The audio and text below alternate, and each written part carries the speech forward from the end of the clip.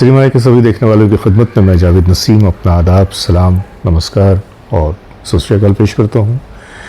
दोस्तों, आज एक बहुत ही मज़े की छोटी सी कहानी लेकर आपकी खिदमत में आया हूँ। ये कहानी भी जुड़ी हुई है रफ़ी साहब से, साथ ही साथ किशोर कुमार साहब से और आर.डी. बर्मन जी से।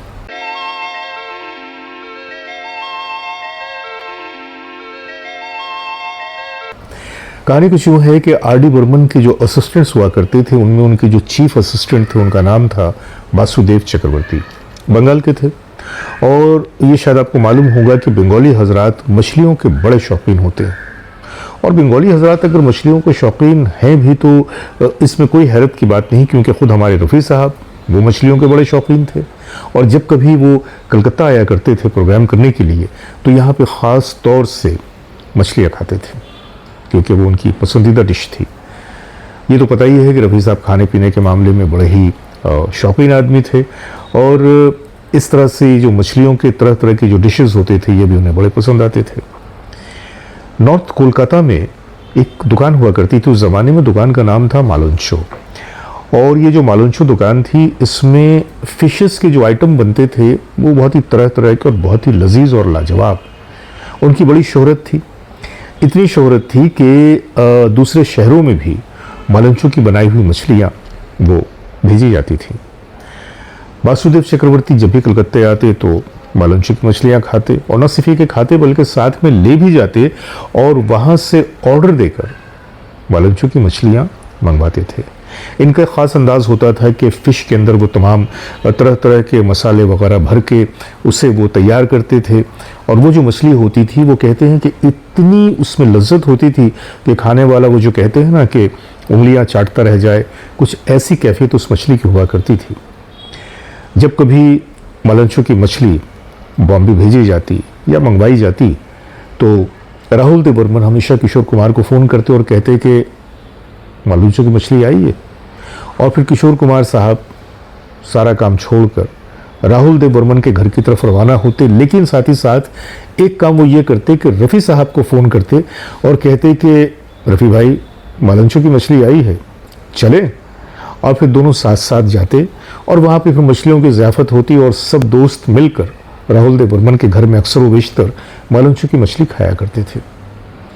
ये जो मोहब्बत का आदान प्रदान था, ये जो छोटी सी महफिल थी, हालांकि वो जो कहते हैं ना, आपने हालांकि आर.डी. बर्मन के बारे में, उनके बदलते हुए बयानात के बारे में भी सुना होगा। तो वो जो कहते हैं ना कि दिल बदल जाता है, जज्बात बदल जाते हैं, वक्त के साथ ख़यालात बदल जाते हैं। तो शायद कुछ ऐसा ही हुआ होगा कि बाद में रफ़ी साहब के बारे में आर.डी. साहब के ख़यालात गरचे थोड़े से तब्दील हुए, लेकिन ये तो हकीकत है कि अपने शुरुआती दौर में आर.डी. बर्मन ने जिस तरह से रफ़ी साहब की न सिर्फ ये कि इज़्ज़त की, बल्कि उनके साथ काम किया। यहाँ तक कि आर.डी. बर्मन के दिए हुए संगीत में बेशतर जो रफ़ी साहब ने गीत गाए हैं, उनमें जो नेशनल अवार्ड भी मिला आर.डी. बर्मन के ही उस कंपोजिशन को, क्या हुआ तेरा वादा। जब कभी टफ गानों की बात आती थी या खूबसूरत तरीन गानों की बात आती थी, तो किशोर कुमार के साथ एक बड़ा ही घरेलू रिश्ता होने के बावजूद आर.डी. बर्मन ने भी हमेशा रफ़ी साहब को ही प्रायोरिटी दी। और कई एक ऐसे उनकी कंपोजिशन थी जो कि सिर्फ रफ़ी साहब पे ही फिट बैठती थी ज़्यादा से ज़्यादा, जैसे कि अब मैं क्या नाम लूँ, लेकिन एक गाना मुझे याद आ रहा है, फिल्म का नाम था चंदन का पालना। उसमें धर्मेंद्र हीरो थे और रफ़ी साहब ने जो गायकी का उसमें इस्तेमाल किया था और कंपोजिशन का जो कमाल था, वो बिल्कुल एक अलग लेवल की चीज़ थी। गाने के बोल थे, तुम्हें देखा है मैंने इस जहाँ में कि जन्नत ढूंढ ली है, कुछ इस तरह से था। मैं उसकी छोटी सी झलक आपके सामने पेश कर रहा हूँ। तुम्हें देखा है मैंने गुलसिता में कि जन्नत ढूंढ ली है इस जहां में, तुम्हें देखा है। तो दोस्तों, ये तो थी वो छोटी सी झलक जो मैंने पेश किया। हालांकि इसके अलावा तो मैं समझता हूँ कि अगर आप आर.डी. बर्मन के बेहतरीन 10 गानों की बात करें, तो उन 10 गानों में आपको बिलाशुबह 6 से 7 गाने तो रफ़ी साहब के ही मिलेंगे, या वो सोलो हों या वो डुएट हों। रफ़ी साहब और आर डी बर्मन का रिश्ता भी बड़ा प्यारा था, रफ़ी साहब और किशोर कुमार जी का रिश्ता भी बड़ा प्यारा था। और ये रिश्तों के मिठास का ही सबूत था कि जब ये लोग साथ में बैठकर इस तरह से मछलियाँ खाते थे। ये उस ज़माने की बात है कि जब अमित कुमार के बड़े शोज़ हुआ करते थे, अक्सर व बेशतर शोज़ हुआ करते थे, और अमित कुमार की हौसला अफजाई के लिए किशोर कुमार अक्सर अमित कुमार के शोज़ में बड़ी ही खामोशी के साथ जाते थे ताकि अमित कुमार का हौसला बढ़े। और अक्सर ऐसा भी हुआ कि जब वो जाते तो रफ़ी साहब को भी साथ लेते और फिर ये दोनों अमित कुमार के शोज़ में जाते और खामोशी के साथ, कि खामोशी का मतलब ये है कि लोगों को पता ना चले, क्योंकि जाहिर सी बात है कि अमित कुमार के शो में अगर मोहम्मद रफ़ी साहब और किशोर कुमार जी आ जाएंगे तो वो शो जो हौसला अफजाई के लिए जो वो गए थे वो तो बिल्कुल उसकी कहानी बिल्कुल बदल जाती।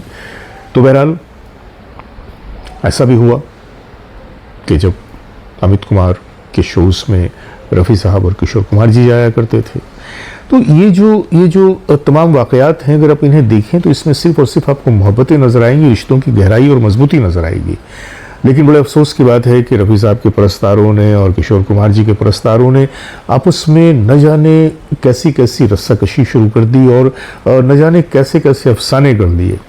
लेकिन बहरकैफ मैंने हमेशा इस बात की कोशिश किया है कि उस चीज़ को मैं दूर करूं, वो जो एक गलतफहमी पैदा की गई है उसे मैं दूर करूं कि रफ़ी साहब और किशोर जी के दरमियान का जो आपसी रिश्ता था बहुत ही मजबूत, बहुत ही खूबसूरत और बहुत ही मीठा था। और आज का भी ये वाक़या इस बात का बेयन सबूत है। तो बस आज के लिए अपने दोस्त जावेद नसीम को इजाज़त दीजिए, बहुत सारी मोहब्बतों के साथ। नमस्कार, खुदा हाफिज़।